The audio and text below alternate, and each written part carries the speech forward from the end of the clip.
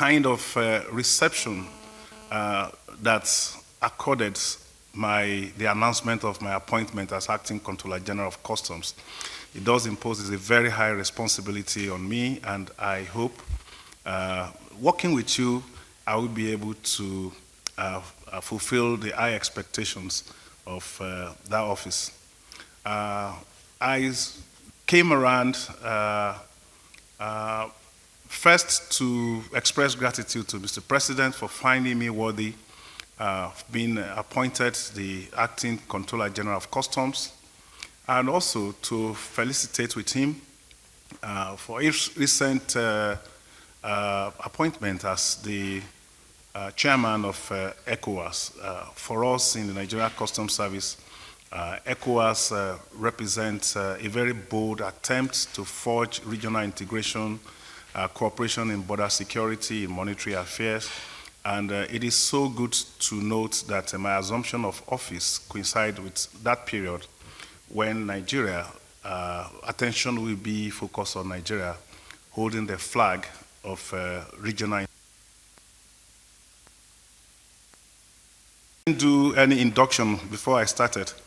So when next it happens, I touched once.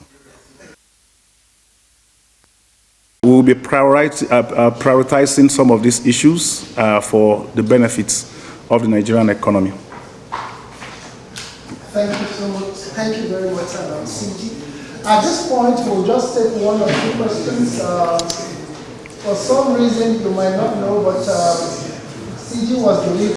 Well, it is not true that all Nigerian borders have been opened. The situation, the status quo ante still existing in the borders. If you remember that the borders were completely shut down 2018 up until 2021, 22, when some selected strategic borders were reopened. That is still the situation as we speak. And this was why we had an ad hoc arrangement of a special unit coordinated by the Office of the NSA to enforce that border closure. But as we speak, about 5 of them have been reopened. 4 were initially reopened, and 2 more were opened after that, and that is still the situation. There are ongoing processes to review this situation against the objective of the border closure itself. And the processes are not yet completed. And of course, when the borders are reopened, it's not going to be subject of rumor in any way. I can also tell you that part of my discussions with Mr. President is to actively engage customs administrations across our borders, particularly the strategic ones that we must work and collaborate with for us to achieve common objectives of border security and regional integration. In the next 1 week or thereabouts, I will be paying an official visit to Republic of Benin to have discussions with the Customs Administration of Benin and see how we can take forward the issue of collaborations between us, the issue of border security, the issue of importation across the border, and more importantly, how we can deploy technological solutions to very complex border problems. Thank you very much, CD. Dear colleagues, just a point to highlight. So you're always going to have access to him. We'll just take one more question. With your kind permission, please, so that he can go this. There is a common base between all those agencies that are generating revenue for the countries. And then there are some cross-cutting issues. There are some areas where we overlap, and there are some areas where we can complement each other. But in terms of bringing the agencies together under one organization, we are yet to get details of that, and we will be waiting to get the details and see how that pans out. Any other questions?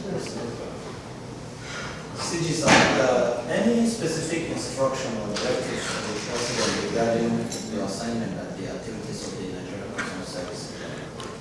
Yes, in terms of specifics, I am sure that we are all very, very familiar with the Presidential Advisory Council, and there is a document which has been made public.